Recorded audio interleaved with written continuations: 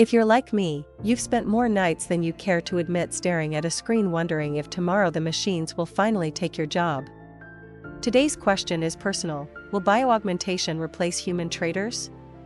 Or is the future something we can still shape with our own hands and hearts? Grab a coffee, settle in, and let's talk like two traders after hours, because this isn't sci-fi. It's already happening, and some of it feels a lot more human than you'd expect. Welcome to Beyond the Algo.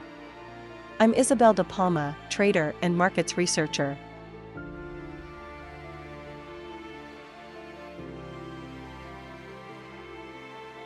Let me start with a story. A few years ago, I sat down with a young trader named William. He was 28, sharp as a scalpel, and he'd just come back from a 6-month sabbatical.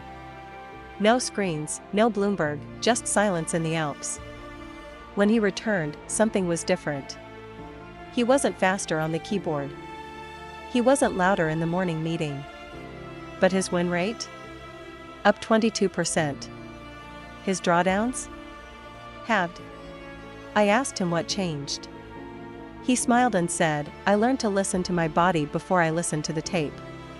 That conversation stuck with me because we spend so much time optimizing code, latency, data feeds, but how often do we optimize ourselves? Bio-augmentation isn't about turning into robots. It's about closing the gap between what you feel in your gut and what you do with your finger on the trigger. And yes, some of that gap is now being bridged with tech that reads your brainwaves, your heart rate, even the tiny tremors in your hands before you click execute. I've tried it. Not the full implant, not yet, but a lightweight headset that tracks focus, stress, and micro movements. First day, I thought it was nonsense. By day 3, it gently vibrated when my attention drifted during a slow grind in the euro to US dollar. Not a buzz to annoy me, but a soft pulse, like a friend tapping your shoulder. "Hey, come back." I closed a losing position early that day. Saved myself 38 basis points. Not life-changing, but enough to make me wonder, what if this thing had been whispering to me during the 2022 vol spike?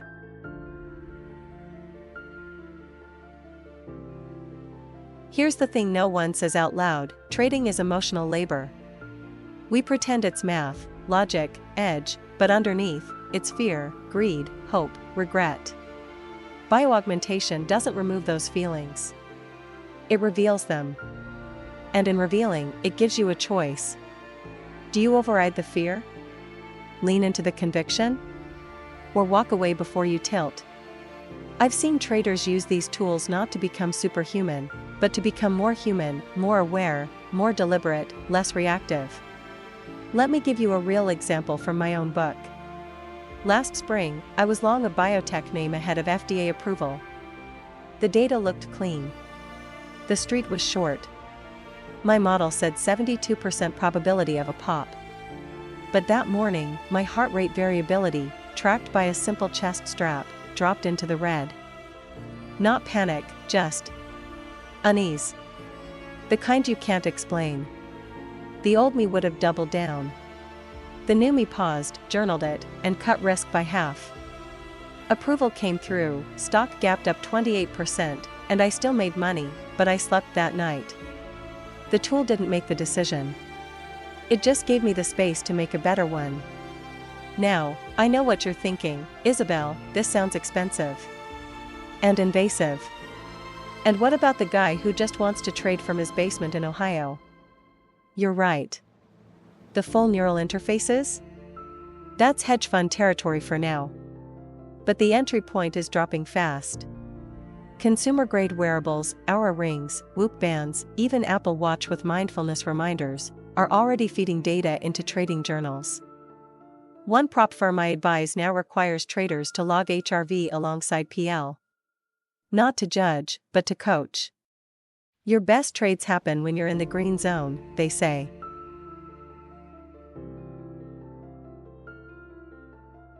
And it's not just about performance. It's about longevity. I've watched brilliant traders burn out by 35 because they treated every tick like a personal insult. Biofeedback teaches you to treat the market like weather, powerful, unpredictable, but not about you. One trader I mentor uses a breathing app synced to his DOM. When his exhale drops below 4 seconds, the screen dims. Forces a reset. He calls it his human circuit breaker. Cheaper than therapy, better than blowing up. Let's bring in someone who never needed a sensor to read the room. George Soros once said, "I'm not better at forecasting the future than anyone else. I'm better at understanding my own reflexes." That was before wearables, before EEG, before any of this. But he was already doing bio-augmentation the old-fashioned way: meditation, journaling, brutal self-honesty. The tools have changed. The principle hasn't. So where are we headed? In 5 years, I believe every serious trader will have some form of biofeedback loop. Not because it makes you faster than the algos, nothing organic beats 5 microseconds, but because it makes you wiser than your worst impulses. Imagine a dashboard that doesn't just show Greeks, but your emotional Greeks, conviction score, fatigue index, tilt probability.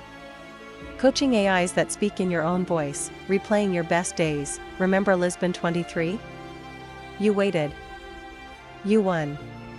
Team trading, where collective calm becomes a strategy. When the desk's average HRV rises, you add risk.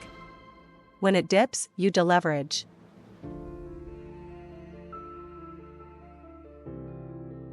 But here's the part they don't put in the brochures: this only works if you treat the data like a mirror, not a master.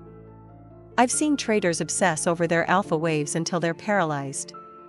My theta's low, can't trade today. That's not augmentation.